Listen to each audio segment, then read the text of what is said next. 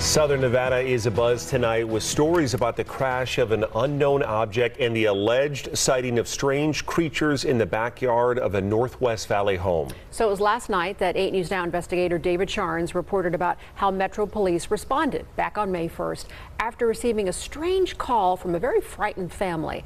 Well, our report generated a global response, and now piecing together the sequence of events has been kind of tricky, in part because the primary witnesses have been almost as elusive as the beings they say they encountered. Chief Investigator George Knapp is as perplexed as the rest of us. George. As you know, this is not our first UFO rodeo. We first heard about the incident in early May via the Metro Police grapevine. The incident has a lot in common with other bizarre cases from around the world: an alleged crash, strange beings, and bits and pieces that don't make sense. But the police took this seriously, and so do we.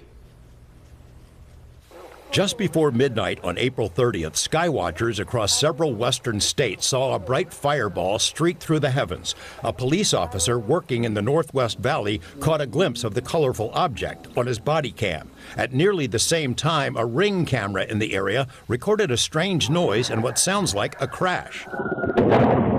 One family living in a ranch-style home had a much closer view of the object. Two brothers and their father were working on a vehicle in their yard when they caught a glimpse of a sparkly object as it came crashing down, then were hit by what they describe as a shock wave.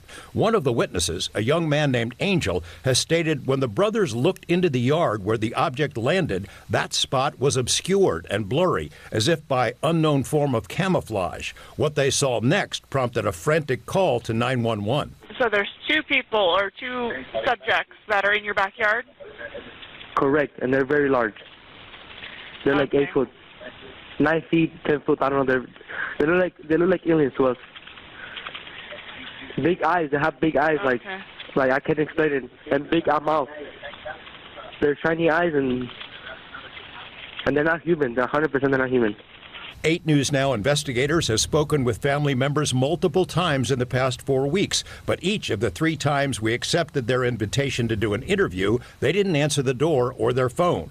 These are some of the claims they've made in other public forums. Multiple family members backed up the story in an initial police report we obtained. Angel says they heard the patter of multiple feet in the yard.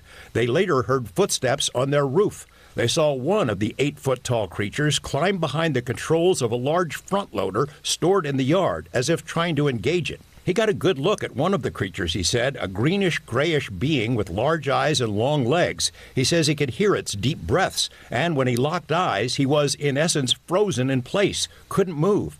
In the middle of the yard, where the object had crashed, then vanished, a circular impression was left in the soil. Okay, where is this on your property? Metro sources say the police dispatcher initially wondered whether to send a crisis intervention team to help the troubled witness, but then took the incident seriously.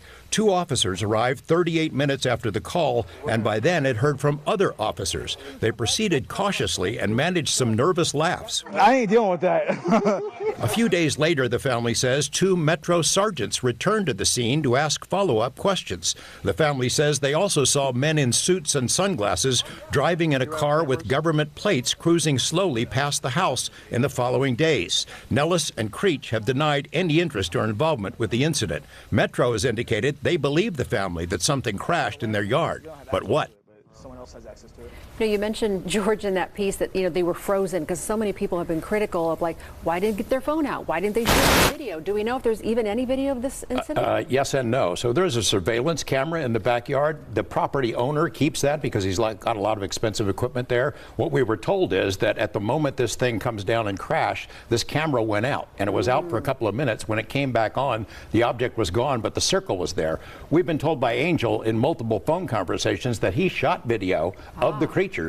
We haven't seen it, and we don't know anybody else who's seen it yet, so maybe he'll release it at some point. It's getting a lot of attention. Yeah, all over. All right, George, thanks for that.